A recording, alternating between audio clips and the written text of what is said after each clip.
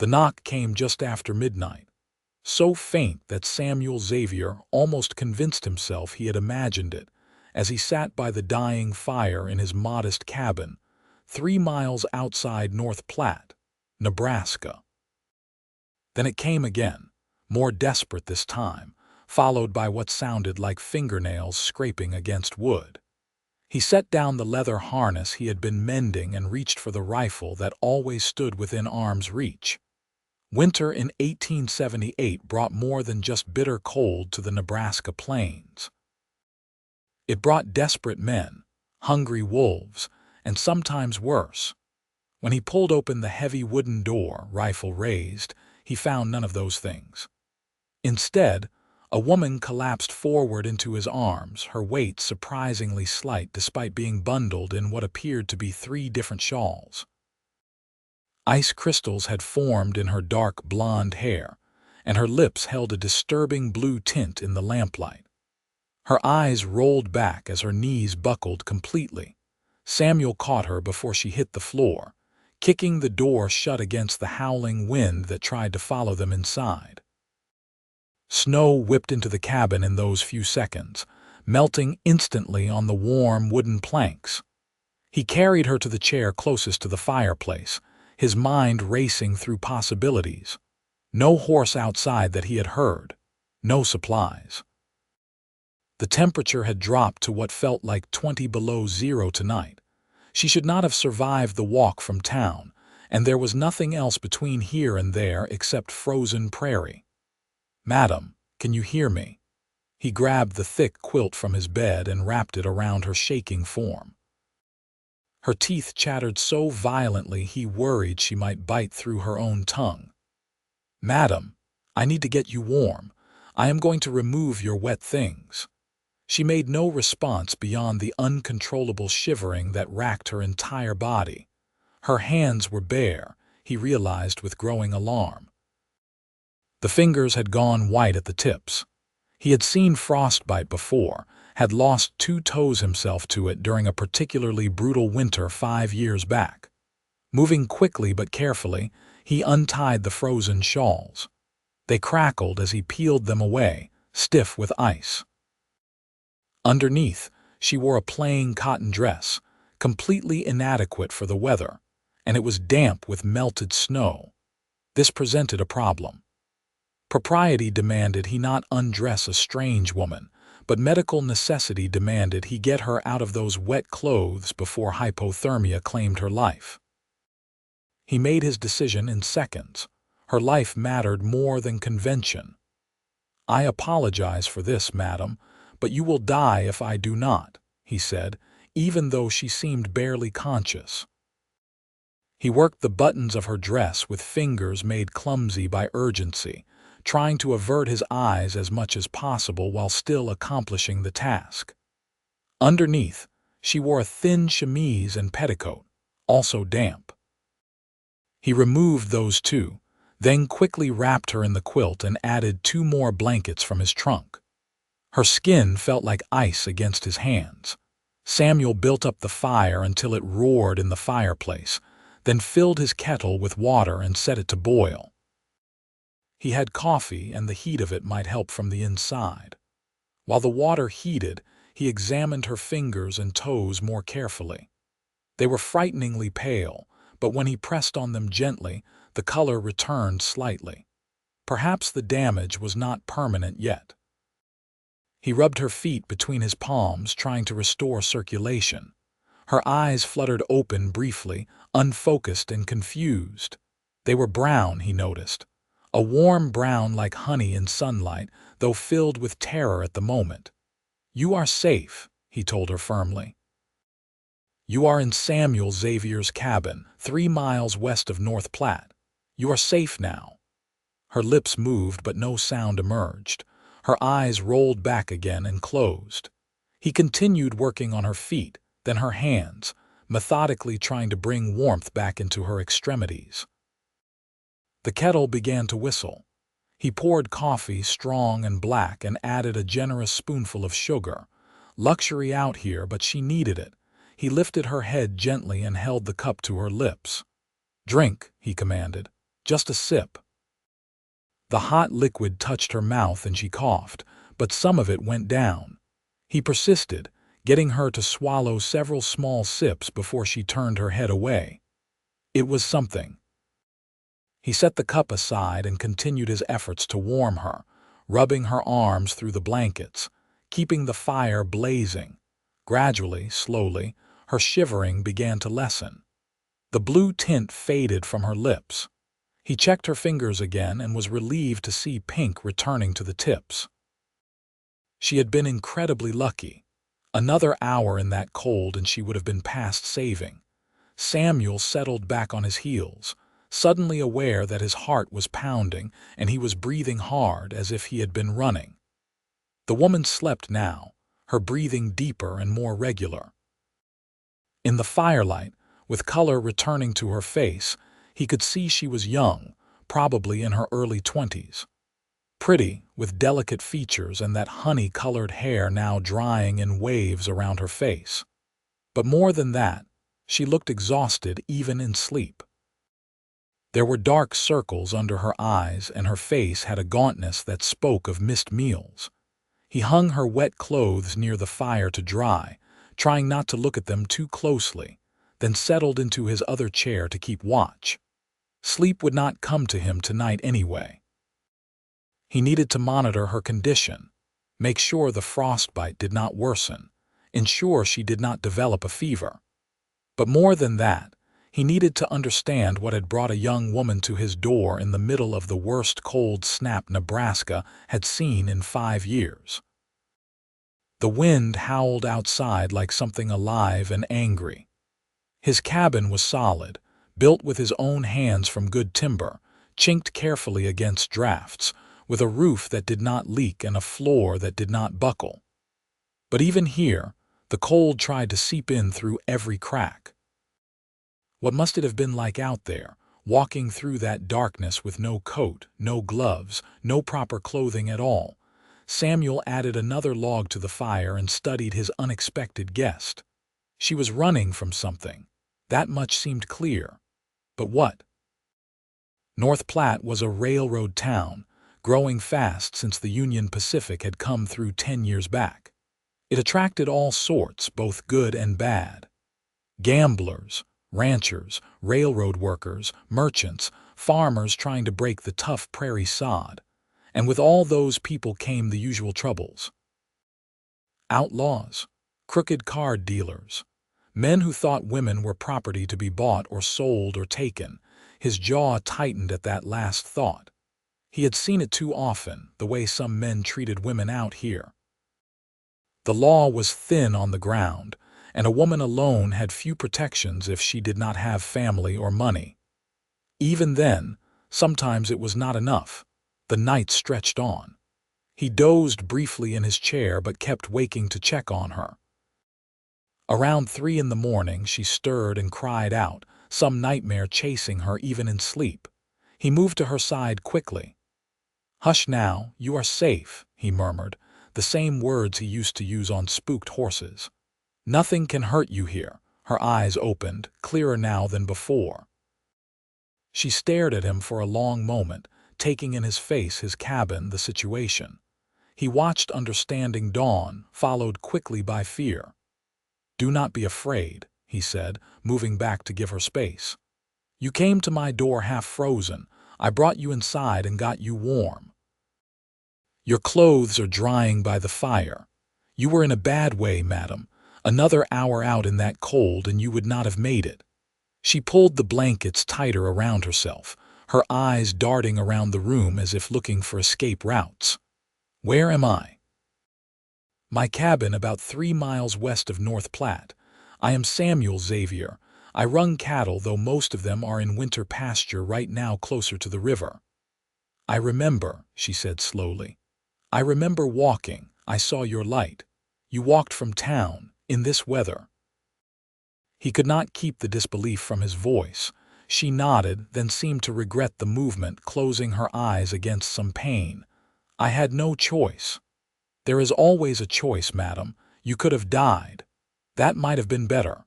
Her voice was barely a whisper. Samuel felt something twist in his chest at those words. "What is your name?" She hesitated, and he could see her weighing whether to trust him. Finally, she said, Teresa Adams." "Well, Miss Adams, I can promise you that dying out there in the cold would not have been better than anything. Freezing to death is not peaceful like some folks claim. It is painful and frightening and final. How would you know?" There was a hint of defiance in her voice now, which he took as a good sign. The scared rabbit look was fading. "Lost a friend to it years back. We found him 2 days after he went missing. His face, well, it told the story of those last hours." He stood and poured another cup of coffee. "Can you drink more of this? You need to get warm from the inside."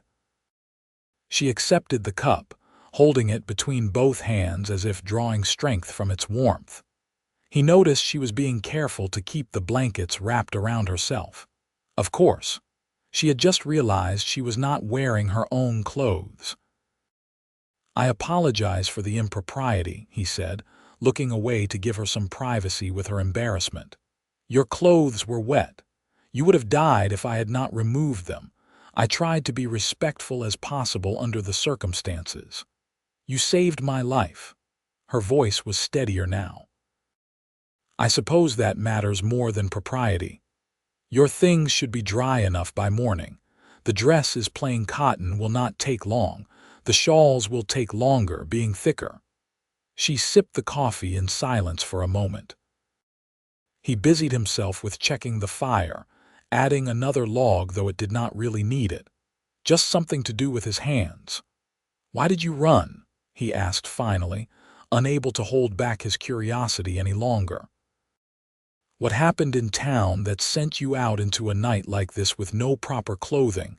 Her hands tightened on the coffee cup. "I would rather not say." "Madam, Miss Adams, I understand you do not know me. But you are in my home, and I think I have a right to know if trouble is going to come knocking on my door looking for you." She looked up at him sharply at that, and he saw real fear flash across her face. "Do you think they will come looking, I mean?" "I do not know. You tell me. Who is they?" Teresa set down the coffee cup, her hands trembling slightly. Not from cold this time, he thought, from fear. "My uncle, Silas Adams, and probably the sheriff too." "The sheriff? What did you do?" "Nothing." Her voice turned bitter. "I did nothing except be born a woman with no parents and some money." Samuel pulled his chair closer and sat down, elbows on his knees, giving her his full attention. "Start from the beginning." She looked at him for a long moment, clearly weighing her options.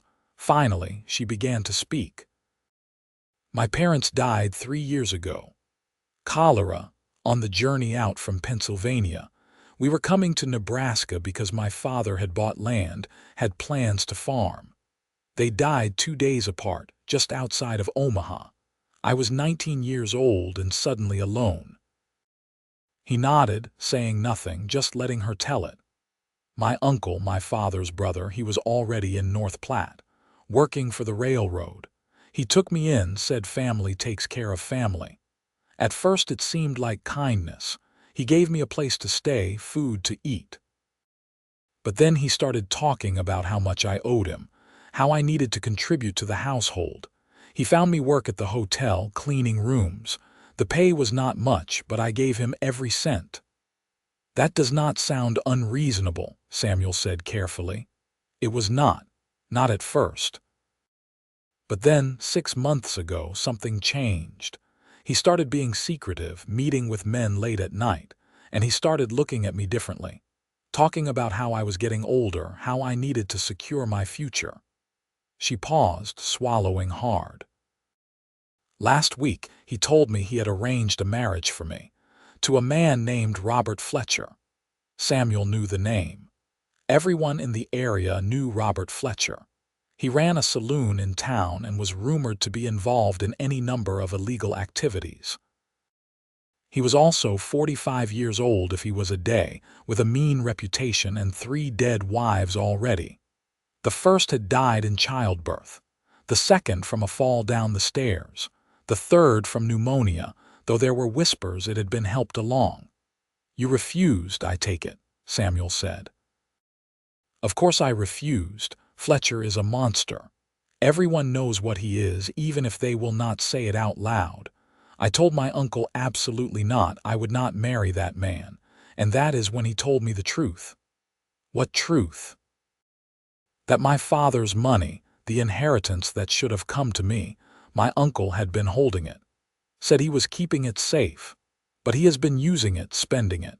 He owes gambling debts all over town, and he promised Fletcher that I would marry him in exchange for clearing those debts. That is not legal, Samuel said, his voice hard. A man cannot sell his niece like property. Cannot he? Who is going to stop him? He is my guardian legally, I have no other family.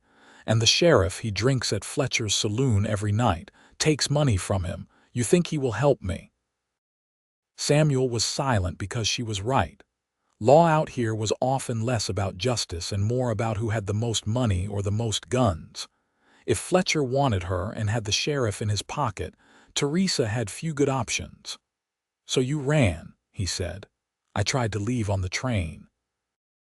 Bought a ticket with money I had hidden away, coins I had kept back from my wages over the months. But the ticket agent, he must have told my uncle. They were waiting for me at the station, dragged me back to the house. My uncle locked me in my room and said if I would not agree willingly, Fletcher would come get me himself tomorrow. Today, I suppose, since it is past midnight now. And you escaped. The window. I climbed down and ran. I did not think about the cold or where I would go. I just ran. I got out of town and kept going. Then I saw your light in the distance. It was like a beacon. I thought if I could just reach it, maybe I would be safe. Samuel rubbed his jaw, thinking hard. This was more complicated than he had anticipated. If what she said was true, and he had no reason to doubt her, then she was right that her uncle and Fletcher would come looking. They would check the train station first, maybe think she had gotten on the morning train. But eventually, they would search the surrounding area. And his cabin was not that far from town. They will come here, he said, voicing his thoughts. Maybe not today, but soon. 3 miles is not that far, and there are not many places you could have gone. Her face fell. Then I have brought you nothing but trouble. I should leave as soon as it is light. And go where? You will freeze out there. Last night's storm was just the beginning. The temperature is supposed to drop even more tonight. I do not know. Somewhere. Anywhere. She sounded desperate now, and he could see tears forming in her eyes. I cannot go back there. I cannot marry that man. I would rather die. Stop talking about dying. He stood and paced to the window, looking out at the white landscape. Dawn was still a few hours away, but he could see the snow had piled high against the fence posts. The storm had dumped at least a foot, maybe more. We need a plan. This is not your problem. He turned back to face her. You made it my problem when you knocked on my door, and I am not the kind of man who turns away someone in need. Not when they are being forced into something against their will. You do not even know me. I know enough. I know you were brave enough or desperate enough to risk freezing to death rather than submit to a forced marriage. I know you have been surviving on your own for 3 years since your parents died. I know you are not the kind to give up easily, or you would have agreed to marry Fletcher rather than run. He crossed his arms. That is enough for me. Teresa stared at him, and he saw hope kindle in her eyes for the first time. You will help me. I will. Though I am not sure yet what form that help will take. First thing is to keep you hidden when they come looking, and they will come looking. I could hide in the barn. Too cold and too obvious. They will check it. He looked around his small cabin. One room with his bed in one corner, a small kitchen area, the fireplace, a table and chairs, and his trunk. Not many places to hide a person. The root cellar might work if it comes to that. It is under the floor, access through a trapdoor under the table. I keep potatoes and such down there. It stays cold but not freezing. I can hide there when they come. Maybe, but that is just a temporary solution. We need to think longer term. He moved back to his chair and sat down. The way I see it, you have a few options. You could try to get to Omaha or Denver, somewhere big enough that you could disappear. But that takes money and time, and winter makes travel dangerous. I have a little money still. Not much, but some. Not enough for a fresh start in a big city. You would need work, lodging, food until you found that work. And a woman alone in a city like that, well, it has its own dangers. She nodded slowly. What are the other options? You could fight your uncle's guardianship in court. You are over 21 now, I take it. 22. Then legally you are an adult. He has no right to force you into marriage. But that would mean going public with this, and it takes time. Months, maybe. And you would need a lawyer willing to go against Fletcher. That seems unlikely. Probably, he admitted. Which leaves option 3. What is that? He took a deep breath, knowing what he was about to suggest was crazy. But it was the only solution he could see that would provide immediate protection and legal standing. You could marry someone else, someone you choose. That would end your uncle's guardianship immediately and put you under your husband's protection instead. If that husband was willing to stand up to Fletcher and had enough land and resources to not be easily intimidated, they might back off. Teresa's eyes widened. Are you suggesting what I think you are suggesting? I am suggesting it as a practical solution to a difficult problem, Samuel said carefully. I have land about 300 acres. I have cattle, though the herd is small still. I have no debts to anyone. And I do not drink at Fletcher's saloon or take his money. I answer to no one but myself. You are talking about marrying me, a stranger. A marriage of convenience, to protect you. I would not expect anything other than what you were willing to give. You would have your own space, your freedom. It would be in name only if that is what you wanted. She shook her head slowly. That is insane. You do not know me. Why would you do that? Samuel was quiet for a moment, thinking about his answer. Why was he doing this? He barely knew this woman. She had stumbled into his life just a few hours ago. By all logic, he should help her hide, maybe give her some money, and send her on her way to somewhere safer. But there was something about her. The courage it had taken to run, to risk death rather than submit to something she found intolerable. The way she had pulled herself together after her initial fear, the strength he could see underneath the vulnerability. And maybe, if he was honest with himself, there was also the loneliness. He had been alone for 5 years now, ever since his own parents had died and he had left Illinois to start fresh in Nebraska. He had his land and his cattle and his solitude. It had been enough. But looking at Teresa wrapped in his blankets by his fire, he felt something stir that had been dormant for a long time. I suppose I am doing it because it is the right thing to do, he said finally. And because I can. Not many men are in a position to stand up to Fletcher, but I am. I have no debts he can call in, no business he can ruin. I am far enough from town that he cannot make my daily life miserable, and if you were my wife legally, he would have no claim on you at all. But to marry someone you do not even know, people do it all the time out here. Mail-order brides marry men they have never met. Arranged marriages for land or money or alliance. At least this way you would be choosing it. You would have a say. Teresa was quiet for a long time, staring into the fire. He let her think, did not push. This had to be her decision. Finally she said, If I agreed to this, what would you expect from me? Honestly, I have not thought it through that far. I suppose help around the place would be welcome. Cooking, mending, the usual household tasks. I am not much of a cook myself. But beyond that, nothing. You would be free to come and go as you pleased. You would have a home and protection. And when enough time had passed, if you wanted to leave, go somewhere else. Start fresh. We could arrange a divorce. They are possible, though complicated. A divorce would ruin my reputation. Being Fletcher's wife would ruin more than your reputation. It might ruin your life. She could not argue with that.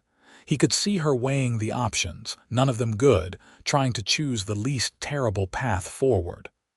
There is one problem, she said slowly. For a marriage to happen quickly, we would need a minister or judge willing to perform the ceremony, and we would need it to happen before Fletcher comes for me. Otherwise it would be too late. Samuel nodded. Reverend Thomas lives about 2 miles south of here. He has a small church, serves the families in this area. He is a good man, honest. I think he would help us. In this weather, we could not travel in this weather. The storm seems to have passed. If the wind stays down, we could make it on horseback. Bundle you up warm, get there and back in a few hours. They might see us. My uncle might be searching already. It is a risk, Samuel admitted. But what choice do we have? If we wait, Fletcher might come, and once he has you, I could not stop him without causing bloodshed. Better to act now, quickly, before they know where you are. Teresa closed her eyes. He could see the exhaustion in every line of her body, the way this decision was weighing on her. He almost told her to forget it, that they would find another way. But what other way was there? All right, she said finally, opening her eyes and meeting his gaze directly. I will marry you. God help us both, but I will do it. Relief flooded through him, though he tried not to show it. You are sure? I am not sure of anything. But you are right that it is the best of bad options. And you seem like a decent man. That is more than I could say for most men I have met since coming to Nebraska. I will try to be worthy of that trust. She almost smiled at that. We are both insane, you know that, probably, but the world does not always reward sanity. He stood and checked the clothes drying by the fire. They were dry enough, or would have to be. You should dress. I will turn my back. Then we need to get you fed before we go anywhere. You are too thin. When did you last eat? Yesterday morning. Maybe, I do not remember. He shook his head and moved to his kitchen area, keeping his back turned while she dressed. He had eggs, which would cook quickly. Bacon. Bread he had bought in town 2 days ago. He started the bacon frying in his cast iron skillet, the smell filling the cabin. You can look now, she said after a few minutes. He turned to find her dressed in her plain cotton dress, the shawls wrapped around her shoulders. She looked better with some color in her face, though still too pale and much too thin. He made a mental note to fatten her up. If she was going to survive the Nebraska winter, she needed more meat on her bones. Sit, he instructed, pointing to the table. Eat. She sat and he served her bacon, eggs, and thick slices of bread. She fell on it like she was starving, which she probably was. He ate his own meal standing up, his mind already working through what needed to happen next. Get to Reverend Thomas. Get married. Get back here before anyone came looking. Simple in theory, complicated in practice. We will need to be careful on the way, he said as they ate. Stay off the main road. There are trails I know that are less traveled. We should not encounter anyone, but if we do, let me do the talking. What will you say? That you are a cousin come to visit, that we are going to check on the Reverend after the storm. He shrugged. Most folks around here know I keep to myself. They would not question it too hard. And when we come back married, then we tell the truth, that we fell in love quickly and decided not to wait. Folks might gossip, but they cannot do anything about it. The marriage will be legal and binding.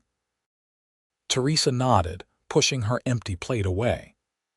I should leave you with no illusions, Mr. Xavier. I do not love you. I do not know you. This is a business arrangement, a matter of survival. I am grateful for your help, but I cannot promise you anything beyond that. Her words were harsh, but he appreciated the honesty. I understand, and I am not asking for love, just cooperation and respect. The rest, well, we will see what happens. People have built good marriages on less. She studied him across the table. You are an unusual man. I have been told that before. He stood and began gathering what they would need. Warm clothes, extra blankets, his rifle. I am going to saddle my horse. I will bundle you in everything warm I have. It will be a cold ride, but shorter than your walk last night. I can ride. My father taught me when I was young. Good. That will make it easier. But you will ride with me, at least on the way there. I do not want to risk my horse going lame or you getting lost if we are separated. He went out to the barn, grateful that the wind had died down even though the cold remained brutal. His horse, a sturdy bay gelding named Buck, was not happy about being roused and saddled so early, but he was a good animal and settled quickly. Samuel led him back to the cabin and helped Teresa mount, then swung up behind her. She stiffened at first at the close contact, but relaxed slightly when he kept his arms carefully positioned on either side of her, holding the reins but not touching her more than necessary. "Ready?" he asked. "As I will ever be." He urged Buck forward into the white landscape.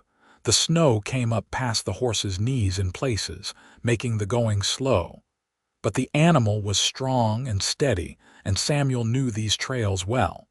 He had ridden them in all seasons, in all weather. They kept to the trees where possible, using them as windbreaks and cover. The ride took nearly 2 hours in the deep snow. Teresa shivered despite the blankets wrapped around her, and he pulled her back slightly against his chest to share body heat. She did not protest, practical enough to know it made sense. Reverend Thomas's small cabin came into view just as the sun began to rise, painting the snow gold and pink. Smoke rose from his chimney, a sign he was up and about. Samuel felt some of the tension leave his shoulders. Step 1 accomplished. They had made it here safely. He dismounted and helped Teresa down, then tied Buck to the post outside. Before he could knock, the door opened. Reverend Thomas stood there, a man of about 50 with kind eyes and gray hair. Samuel Xavier. "Did not expect to see anyone out in this cold. Is something wrong?" "In a manner of speaking, Reverend. This is Miss Teresa Adams. We need your help." The Reverend looked between them, taking in their serious expressions, the way Teresa looked exhausted and frightened despite trying to hide it. "Come in, come in. Get warm and tell me what is happening." Inside his cabin, which was similar to Samuel's but with more books and a small desk, they told the story. Samuel did most of the talking, with Teresa filling in details. The Reverend listened without interrupting, his expression growing more troubled as they went on. "Fletcher," he said when they finished, his voice heavy. "That man is a plague on this town. I have tried to speak to the sheriff about him, but it does no good. He has too much influence." "Then you understand why we have come to you," Samuel said. "Miss Adams needs protection that the law will not provide. A marriage would give her that protection. A marriage between you two, who have known each other for less than a day." "Yes." The Reverend looked at Teresa. "Miss Adams, is this truly what you want? I will not perform a ceremony if you are being coerced in any way." "I am not being coerced," Teresa said firmly. "I am choosing this freely. Mr. Xavier has been nothing but kind and respectful to me. He is offering me a way out of an impossible situation. I understand it is unusual, but unusual times call for unusual solutions. You understand that marriage is a sacred bond, that it is meant to be permanent. I understand that, and I take it seriously. More seriously than my uncle did when he tried to sell me to Fletcher." The Reverend sighed and looked at Samuel. "And you, are you certain about this? Taking a wife is a serious responsibility." "I am certain. I would not have suggested it otherwise." Another long moment of silence. Then the Reverend nodded. "Very well, if you are both certain, I will perform the ceremony. But Samuel, I will hold you to the vows you make. This young woman is placing her trust and her life in your hands. Do not make me regret helping you." "You will not, Reverend. I promise you that." The ceremony was simple and quick. They stood before the small wooden cross on the Reverend's wall. Samuel had no ring to offer, so they skipped that part. The words were traditional, the same ones spoken at weddings for centuries. When it came time for Samuel to promise to love, honor, and cherish Teresa, he said the words clearly and meant them, even knowing she did not love him. When she made her vows, her voice was steady, and he saw determination in her eyes. "By the authority vested in me, I pronounce you husband and wife," Reverend Thomas said. "Samuel, you may kiss your bride." Samuel hesitated, looking at Teresa. She nodded slightly, giving permission. He leaned forward and brushed his lips against hers, the briefest touch, more of a formality than anything else. But even that slight contact sent something through him, a spark of possibility. The Reverend wrote out the marriage certificate in his careful hand, then had them both sign it. "Keep this safe," he told them. "You may need it as proof." "We will, thank you, Reverend. This means more than you know. Just take care of each other. That is all the thanks I need." He walked them to the door. "And Samuel, be careful on your way back. I heard in town yesterday that Fletcher was angry about something. He and your wife's uncle were drinking heavily and making threats. We will be careful." The ride back to the cabin seemed longer, maybe because they were both exhausted, or maybe because the reality of what they had done was settling in. Teresa was Samuel's wife now. He was her husband. It felt surreal. They made it back without incident, though Samuel kept checking behind them for any sign of pursuit. None came. He helped Teresa dismount and took care of Buck, making sure the horse had feed and water before returning to the cabin. Inside, Teresa had collapsed into the chair by the fire. She looked completely drained. "You should sleep," Samuel said. "Take the bed, I will keep watch." "I cannot take your bed. You are my wife now, the bed is yours as much as mine, and you need rest more than I do." When she started to protest again, he held up a hand. "I am not arguing about this. Sleep. We can figure out the rest later." She was too tired to fight. She moved to the bed and lay down fully clothed, asleep almost before her head hit the pillow. Samuel covered her with a blanket and then settled into his chair, his rifle across his lap. Now they waited to see if Fletcher would come. The first day passed quietly. Samuel kept the fire going and worked on chores around the cabin, always keeping one eye on the window and one ear listening for approaching riders. Teresa slept most of the day, waking only for some bread and coffee in the evening before sleeping again. Her body was recovering from the ordeal of the previous night and the strain of the past weeks. The second day, she was more alert. She insisted on helping around the cabin despite his protests, mending his clothes and making a proper meal from his limited supplies. They spoke little, both of them nervous about what might come. It was the third day when they finally came. Samuel heard them before he saw them. 3 horses, moving fast across the snow. He moved to the window and looked out. 3 men. One he recognized as Teresa Adams from seeing him around town. Another was almost certainly Fletcher, sitting his horse like he owned the world. The third was a man he did not know, probably Muscle. "They are here," he said quietly. Teresa went pale, but she stood straight, her chin up. "What do? We tell them the truth. You stay behind me." The knock on the door was aggressive, more of a pounding. Samuel opened it, rifle in one hand. "Can I help you, gentlemen?" Teresa Adams pushed forward, his face red with anger or cold or both. "You have my niece here, Teresa. I know she is here. Hand her over." "I am Samuel Xavier. This is my property. You are not welcome here." "I do not care about your property. Give me my niece." She ran away 3 days ago and someone said they saw smoke from your cabin. She must have come here. Fletcher moved his horse forward. He was a big man, heavy in the gut but strong in the shoulders. His eyes were cold. We can do this easy or hard, Xavier. The girl belongs with her family.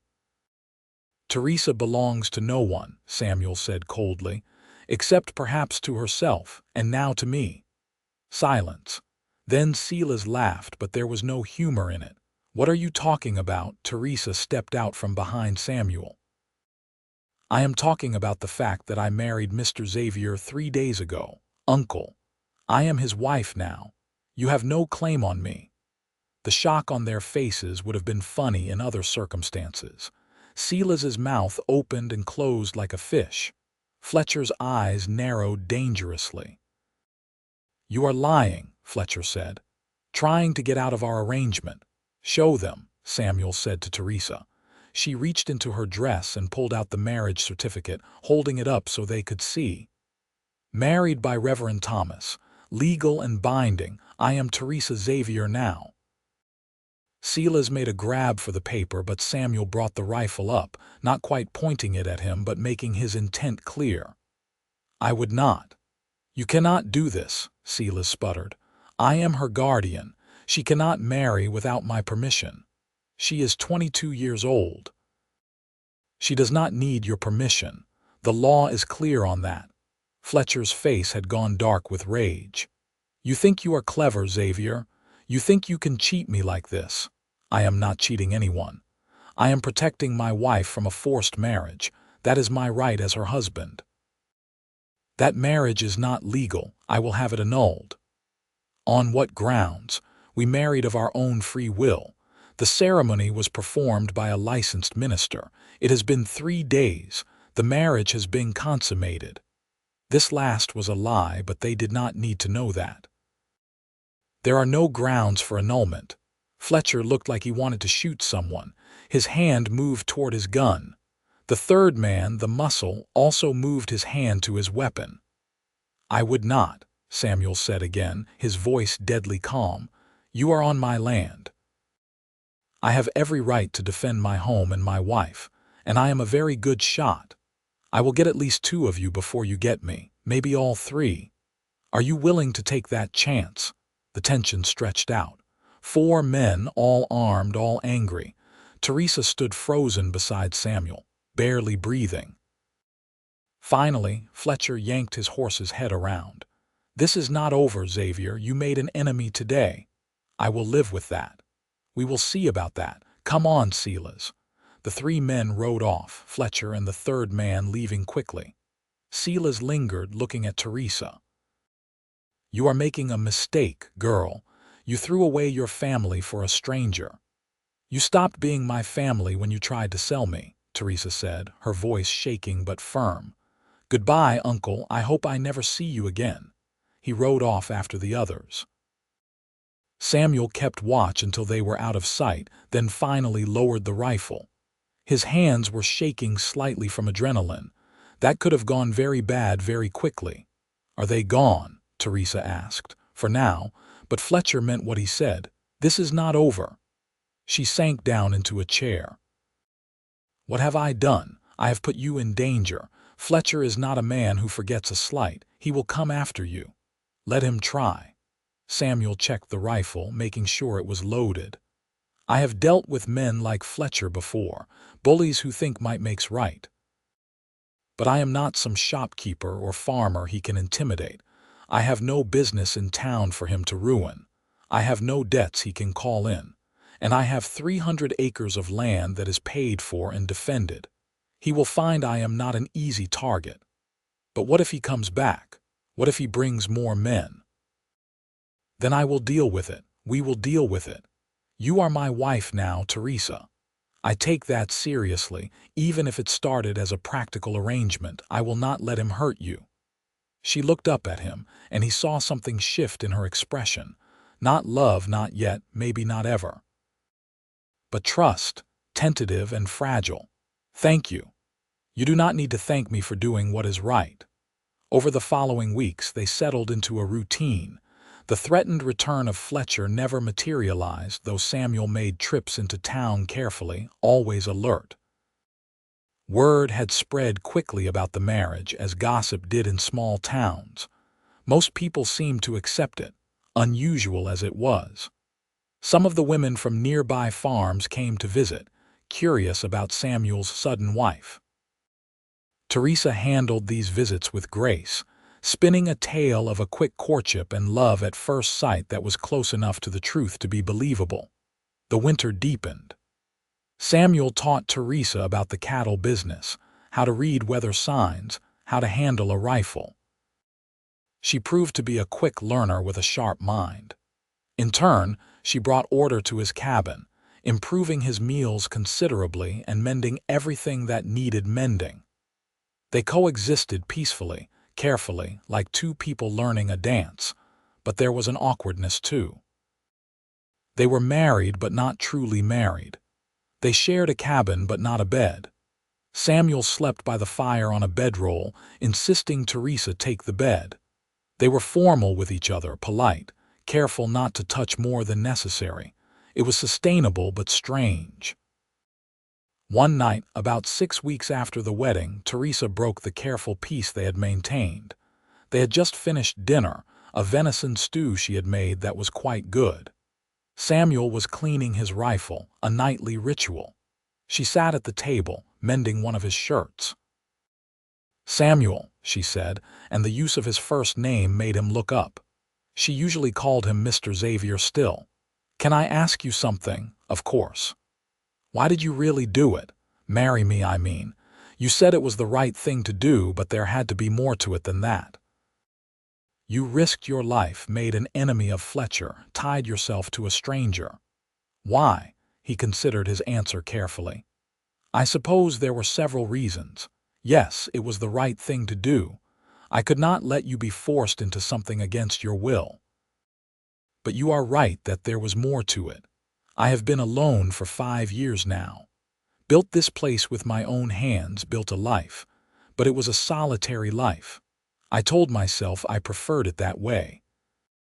But when you showed up at my door, half frozen and terrified and still fighting, I think I saw an opportunity for something different, someone to share this life with. Maybe that was selfish of me." "It does not sound selfish. It sounds honest." She set down her mending. "I have been thinking too. About us, this arrangement. We said it would be a marriage in name only, but we also said we would see what happened. Well, 6 weeks have happened, and I find that I am grateful to you, yes, but more than that. I find that I enjoy your company. I like the life we are building here. You are a good man, Samuel Xavier, better than I had any right to expect." His heart beat faster. "What are you saying, Teresa?" "I am saying that maybe this could be more than just a practical arrangement. If you wanted it to be, I cannot promise you love, not yet. But I can promise you that I will try, that I am willing to make this a real marriage if you are." He set down the rifle and moved to the table, sitting across from her. "I would like that, very much, but I do not want you to feel obligated. Just because we are legally married does not mean you owe me anything. I know that. You have made that clear from the beginning, but I am choosing this, Samuel. The same way I chose to knock on your door, the same way I chose to marry you, I am choosing to try to make this real." He reached across the table and took her hand. Her fingers were warm and strong from weeks of farm work. "Then we will try together. No expectations except honesty and respect, and we will see where it leads." She smiled, and it transformed her face. He realized he had not seen her really smile before. It was beautiful. "That sounds good to me." That night, for the first time, they shared the bed. Nothing happened beyond sleeping side by side, but it felt significant anyway. A bridge crossed, a wall removed. They were becoming partners, not just in name but in truth. Spring came slowly to Nebraska, as it always did. The snow melted in fits and starts, revealing the brown prairie grass underneath. Samuel's cattle, which had been wintering closer to the river, needed to be moved back to his land. It was hard work, taking several days, and Teresa insisted on helping despite his protests. "I am not some delicate flower," she told him firmly. "I can ride and I can help. We are partners, remember?" So they worked together, driving the cattle back across the greening prairie. She proved to be competent in the saddle and unafraid of the temperamental longhorns. By the time they got the herd settled on his land, he was exhausted but happy. She was right. They were partners. They celebrated that night with a bottle of whiskey he had been saving. They sat outside the cabin, watching the sunset paint the sky in shades of orange and purple. The air was warm for the first time in months. "This is a beautiful land," Teresa said softly. "Hard but beautiful. I can see why people come here, even knowing how difficult it is." "It grows on you," Samuel agreed. "When I first got here, I thought I had made a terrible mistake. The loneliness was crushing sometimes. But gradually I learned to appreciate it. The silence, the space, the feeling that you are building something that matters. You have built something remarkable here. 300 acres, a herd of cattle, this cabin, all by yourself." "Not by myself anymore." She looked at him and smiled. "No, not anymore." He leaned over and kissed her properly this time, not the brief, formal touch from their wedding. She kissed him back, her hand coming up to rest against his cheek. When they pulled apart, both were breathing harder. "Come to bed," she whispered. "Are you sure?" "I am sure." That night their marriage became real in every sense. It was tender and careful, both of them nervous but willing. Afterward they lay together in the darkness, her head on his chest, his arm around her. "I am falling in love with you," she said quietly. "I did not think I would, but I am." "I am already in love with you," he admitted. "I think I have been since that first night when you were so stubborn about trying to leave despite nearly freezing to death. You have a strength in you, Teresa. It drew me in. We are really doing this, are we not? Making a real life together. We are. It seems like a miracle. Just a few months ago I thought my life was over, that I would be trapped with Fletcher until he killed me like he killed his other wives. And now I am here with you and I am happy. Actually happy. You deserve happiness. You fought for it. You were brave enough to run into a blizzard rather than give up your freedom. That took remarkable courage, or remarkable stupidity," she said with a laugh. "Maybe both." They drifted off to sleep that way, wrapped around each other, warm and safe and content. The trouble came, as Samuel had known it would, in late spring. He was working on repairing fence posts when he saw the riders approaching. 4 men this time. Fletcher, Silas, and 2 others he did not recognize. All armed, he dropped the post and ran for the cabin. "Teresa, we have company. Get the rifle and stay inside." She did not argue, just grabbed the rifle and moved away from the windows. Samuel took his own rifle and stepped outside to meet them. He positioned himself where he had a clear line to the barn, where he had more weapons stored if needed. Fletcher pulled up about 20 feet away, close enough to talk, far enough that Samuel could drop him if he tried anything. The man looked worse than the last time, his face bloated and his eyes bloodshot. "Xavier," Fletcher said, "I have come to talk business. We have no business." "I think we do. See, I have been thinking about your marriage, about how convenient it was, about how a woman in Teresa's situation might have agreed to anything to get away from her obligations. She had no obligations to you. Her uncle says different, says there was a verbal contract. Now, I am a reasonable man. I am willing to let this go, to call it all a misunderstanding for the right price." Samuel kept his rifle steady. "What price?" $2,000. "And the woman comes back with us for, let us say, 1 night, just to make sure this marriage is as real as you claim." Rage flooded through Samuel, cold and focused. "You are out of your mind if you think I would agree to that. Then you are out of your mind if you think you can keep her. One way or another I will have satisfaction, either money or blood.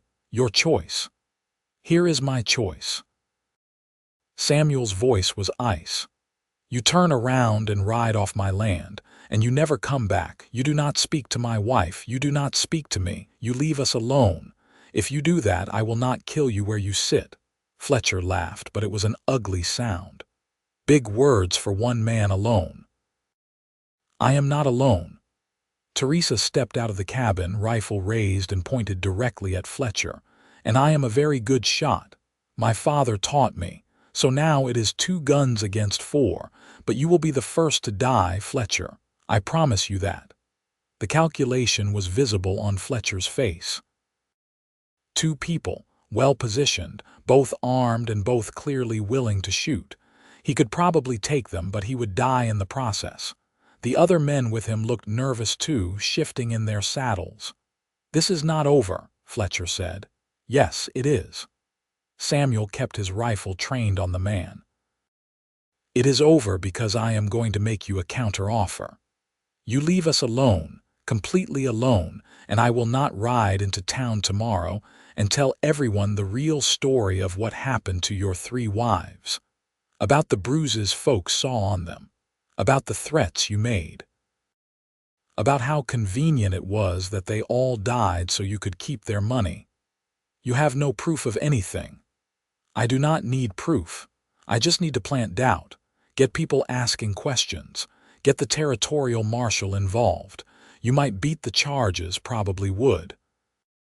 But it would be expensive and damaging to your reputation. Or you can just walk away from this and focus on your other businesses." The silence stretched out. Finally, Fletcher yanked his horse around. "Keep her. She is not worth this trouble anyway. Probably would have been a cold fish in bed." Samuel almost shot him for that, but controlled himself. The man was leaving. That was what mattered. They watched the 4 riders disappear into the distance. Only when they were completely gone did Samuel lower his rifle. Teresa did the same, and he saw her hands were shaking. He pulled her into his arms. "It is over now, truly over. How can you be sure?" "Because Fletcher is a bully and a coward at heart. He only fights battles he knows he can win. We made it too costly for him. He will move on to easier targets. And my uncle, Silas, will follow Fletcher's lead. Without Fletcher's money and backing, he has no power over you." She sagged against him, all the tension draining out. "I was so afraid. When I saw them coming, I thought this was it, that everything we built would be destroyed. But it was not. We stood together and we won. That is what matters." She looked up at him, tears on her cheeks. "I love you, Samuel Xavier. I love you so much it frightens me sometimes. You saved my life, gave me a home, made me feel safe for the first time in years. How do I ever repay that? You already have. You stayed. You fought beside me. You chose this life in me. That is all I could ever ask for." He kissed her forehead. "Come on. Let us go inside. I think we both could use some coffee." Summer came, hot and dry. They worked the cattle and improved the cabin and planned for the future. Samuel talked about expanding his herd, maybe buying more land to the north. Teresa talked about planting a proper garden, maybe getting some chickens. They were building something together, a life and a future. In August, Teresa told him she was pregnant. He was overjoyed, sweeping her up in his arms and spinning her around until she laughed and begged him to stop. A child. Their child. It seemed almost too much happiness to contain. "We should get a bigger cabin built before winter," he said. "More room for the baby.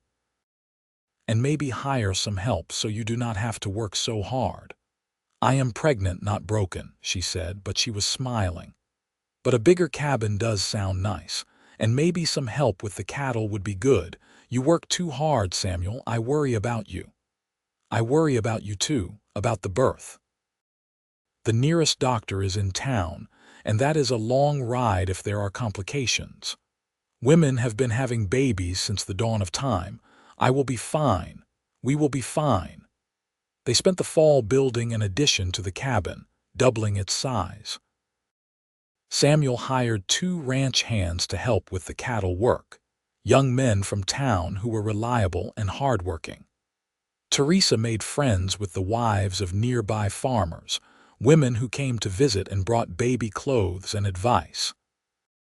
Their son was born in March of 1879, a healthy baby with strong lungs and his mother's brown eyes. They named him Jacob after Samuel's father. Holding his son for the first time, feeling that small weight in his arms, Samuel felt something shift in his heart. This was his family. These were the people he would protect and provide for and love with everything in him. Teresa recovered well from the birth, aided by one of the neighbor women who had experience as a midwife. Within weeks, she was back on her feet, though Samuel insisted she take things easy. He doted on both her and Jacob, getting up in the night for feedings, changing diapers, rocking the baby to sleep so Teresa could rest. "You are going to spoil him," she said one night, watching Samuel sing a lullaby to their son. "That is my right as a father, and I am making up for lost time. I spent so many years alone. I have family now. I intend to enjoy every moment." She smiled at him, that beautiful smile that still made his heart skip. "I love watching you with him. You are a wonderful father. I am learning as I go, same as everything else."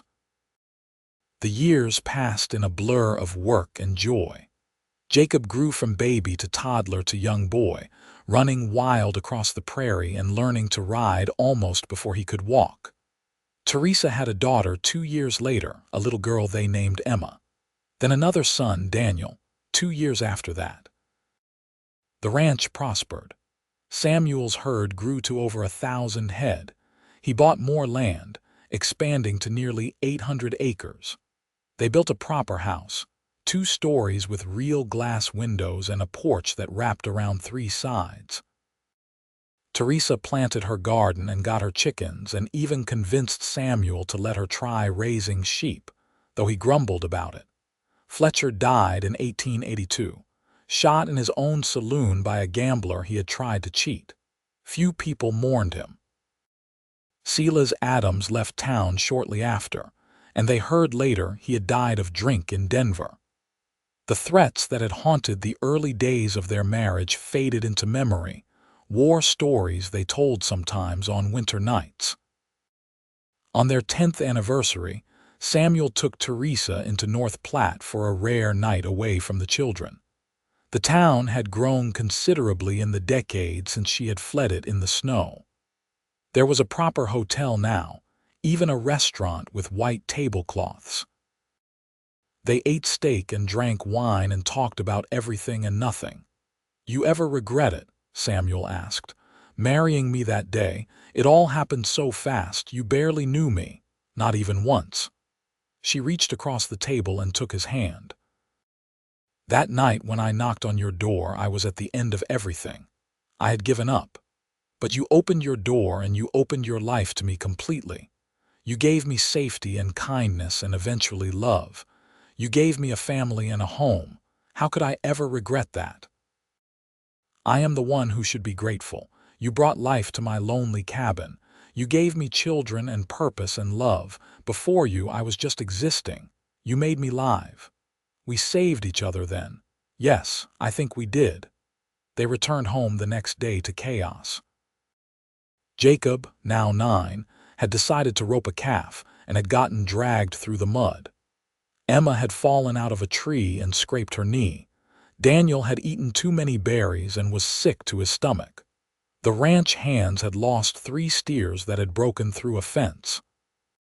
Samuel and Teresa looked at each other and started laughing. This was their life. Messy and chaotic and absolutely perfect. More years passed. Jacob turned into a tall, serious young man who loved the cattle business as much as his father.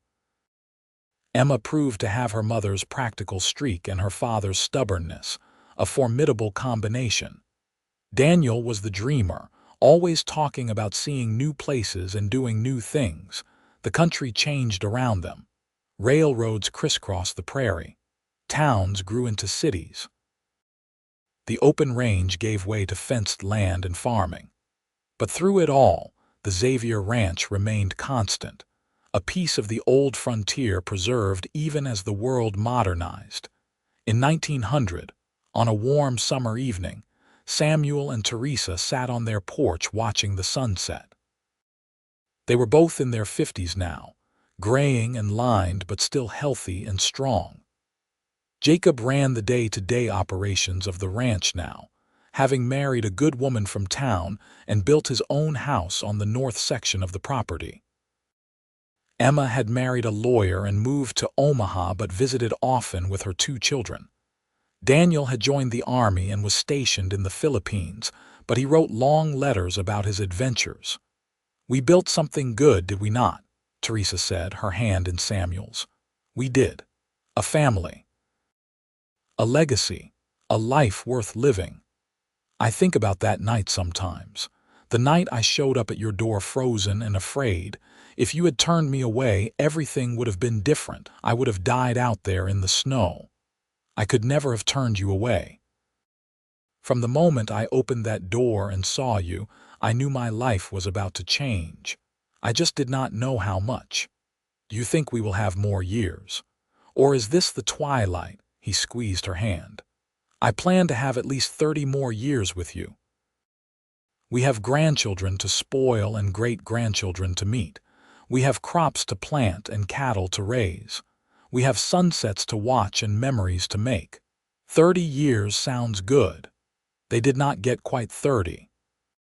Samuel died in 1918 at the age of 70, his body finally giving out after a lifetime of hard work. He went peacefully in his sleep, with Teresa beside him. His last words to her were, "Thank you for knocking on my door."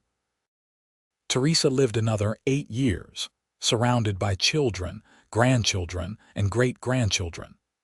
She told them stories of the old days, of riding through blizzards and facing down outlaws, of building a life from nothing on the Nebraska prairie. She told them about the night she knocked on a stranger's door and found not just shelter but love and family and home. When she died in 1926 at the age of 72, they buried her beside Samuel on a hill overlooking the ranch they had built together. The whole town turned out for her funeral. People spoke of her kindness, her strength, her generosity. But her children spoke of her courage, of a young woman who had risked everything for freedom and who had found, against all odds, true love. Jacob took over the ranch completely then, running it the way his father had taught him, with respect for the land and the animals and the people who worked there. He made sure the story of Samuel and Teresa was passed down through the generations, how they had met in the worst of circumstances and built a love that lasted a lifetime. The Xavier Ranch remained in the family for generations, a testament to what 2 brave people could build together when they chose love over fear, partnership over isolation, and hope over despair. And on cold winter nights, when the wind howled across the Nebraska plains, descendants would sometimes swear they could see 2 figures on the old porch, sitting side by side, watching the sunset together just as they had done so many years before. The original cabin, though expanded and modified over the years, remained at the heart of the property. The door Samuel had opened that frozen night stood as a reminder that sometimes the smallest acts of kindness can change everything. That opening your door to someone in need might mean opening your life to love. That saying yes when it would be easier to say no can be the beginning of something extraordinary. Teresa Adams had knocked on Samuel Xavier's door frozen and afraid, a desperate woman with nowhere else to turn.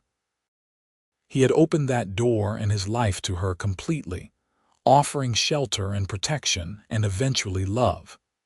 Together they had built a family, a ranch, and a legacy that outlasted them both. Their story became legend in North Platte, told and retold, the tale of the cowboy and the woman he saved, who saved him right back. It was a love story born of necessity that became something transcendent, a practical arrangement that evolved into deep partnership and abiding devotion, a marriage that started in crisis and grew into something beautiful and lasting. They had faced down outlaws and poverty, harsh winters and uncertain futures, but they had faced it all together, and that had made all the difference. Years after both were gone, people would still speak of Samuel Xavier with respect and admiration, a man who had done the right thing when it cost him nothing and everything, a man who had stood up to bullies and protected the vulnerable, a man who had loved his wife completely for over 40 years. They spoke of Teresa Xavier, too, the woman who had been brave enough to run into a blizzard rather than surrender her freedom, and who had been wise enough to build a life with the man who saved her. Their great-great-grandchildren would visit the ranch and hear the stories. They would see the old door, preserved carefully over the decades. They would walk the land their ancestors had worked and know that they came from strong stock, from people who had faced impossible odds and won, from a man and woman who had found each other in the darkest of circumstances and created light together. The Xavier story was the best kind of story, one of courage and kindness, of love found unexpectedly and cherished forever. It was a reminder that life can change in an instant, that one knocked-on door can be the difference between death and life, between despair and hope, between loneliness and love. Samuel Xavier had been a simple cowboy living a simple life on the Nebraska plains. Teresa Adams had been a desperate woman fleeing a terrible fate. Together they became something more. A family, a legacy, a love story for the ages, and it all started with a knock on a door at midnight during the worst blizzard Nebraska had seen in years. A woman frozen and afraid. A cowboy who opened his door and his heart, and a life built together, one day at a time, one choice at a time, one moment of love at a time, until those moments stretched into years and those years into a lifetime. That was the Xavier story. That was the legacy they left behind. And it endured long after they were gone, a testament to the power of compassion, the strength of partnership, and the transformative nature of love freely given and gratefully received.